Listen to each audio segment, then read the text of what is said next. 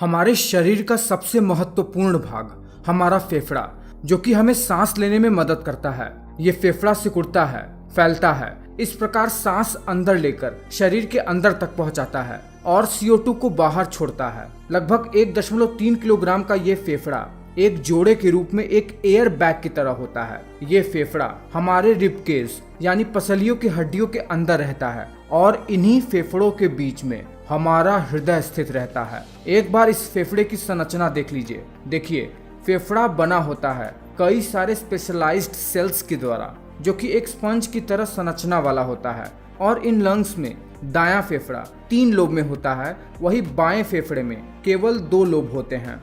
ये फेफड़ा श्वास नली द्वारा हमारे नाक से जुड़ा रहता है। सबसे पहले नाक होती है, फिर उससे जुड़ा होता है ये फेरिंग्स, जो कि कनेक्टेड रहता है इस विंड पाइप से, जिसे ट्रैकिया भी कहते हैं। और ये विंड पाइप फेफड़ों में आने तक 2 भागों में बंट जाते हैं, जहां ये फेफड़ों में बिल्कुल पेड़ों की जड़ की तरह फैल जाते हैं, बहुत सारी शाखाओं में, जहां इन जड़ जैसी शाखाओं के अंत में बिल्कुल एक गोल बॉल की तरह एक संरचना होती है, जिसे एल्वोलाई कहते हैं। और ये जड़ जैसी संरचना होती है फेफड़े के अंदर। तो अगर हमें ये जानना है कि फेफड़ा काम कैसे करता है, तो सबसे पहले हमें ये जानना होगा कि मनुष्य सांस कैसे लेता है। देखिए, फेफड़ों द्वारा सांस लेना सही मायने में देखें तो एक अनैच्छिक क्रिया है। मतलब अगर हम चाहें भी तो इस क्रिया पर अपना नियंत्रण नहीं कर सकते हैं। और फेफड़ों का सिकुड़ना और फैलना, ये दोनों ही हमारे कंट्रोल में नहीं होता है। फेफड़ों के नीचे डोम शेप का एक ऑर्गन होता है, जिसे डायाफ्राम कहते हैं। ये डायाफ्राम भी सिकुड़ता है और फैलता रहता है बिना हमारे प्रयास के ही। जब ये फैलता है तो हमारा फेफड़ा सिकुड़ता है, और जब ये डायाफ्राम सिकुड़ता है तो फेफड़ा फैलता है। जब फेफड़ा फैलता है तब हम सांस अंदर की ओर लेते हैं, और जब हमारे लंग्स सिकुड़ते हैं तो हम सांस बाहर की ओर छोड़ते हैं। तो चलिए फेफड़ों के कार्य को शुरुआत से देखते हैं। देखिए, पहले तो डायाफ्राम के सिकुड़ने से फेफड़ा फैलता है, जिसकी सहायता से नाक सांस यानी एयर को भी अंदर की ओर लेती है, जो नाक यानी नेजल कैविटी से होते हुए श्वसन क्रिया में शामिल हो जाती है। आप देखते हैं कि नाक के अंदर कुछ चिपचिपा सा पदार्थ होता है। जब नाक से वायु को अंदर की ओर लेते हैं तो इस एयर में बहुत सारे वायरसेस, बैक्टीरिया और पैथोजेंस होते हैं, और नाक में मौजूद ये चिपचिपा पदार्थ, जिसे म्यूकस भी कहते हैं, अपने अंदर इन वायरसेस, बैक्टीरिया को चिपका कर शरीर में अंदर जाने से ही रोक देता है।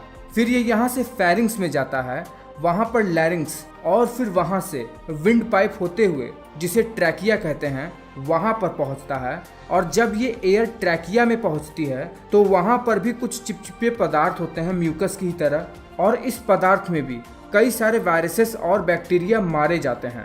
फिर ये विंड पाइप 2 भागों में बंट जाता है, और इन 2 भागों में बटे हुए शाखाओं को ब्रोंकाई कहते हैं। ब्रोंकाई एक स्पंज जैसी संरचना वाले स्ट्रक्चर में पेड़ों की जड़ की तरह फैल जाता है, जहाँ पर नाक से O2 सहित एयर फेफड़े भर में फैली हुई जड़ों वाली शाखाओं में फैल जाती है।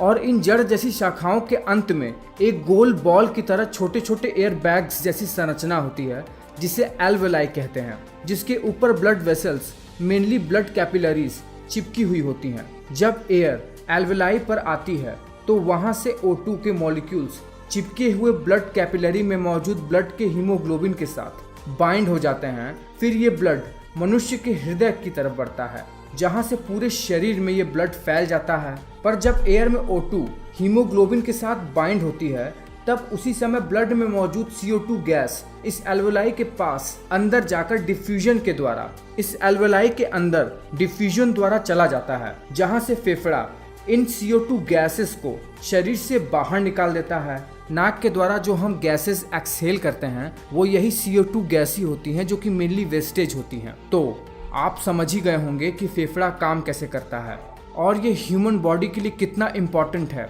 और हम सब जानते हैं कि एयर कितनी ज़्यादा इम्पॉर्टेंट है, मेनली ऑक्सीजन हमारे शरीर के लिए। तो आपको ये वीडियो कैसा लगा है मुझे नीचे कमेंट करके बताओ, और अगर आपको लंग्स के फंक्शन के बारे में और भी ज़्यादा पता है तो वो भी नीचे कमेंट करके बताओ।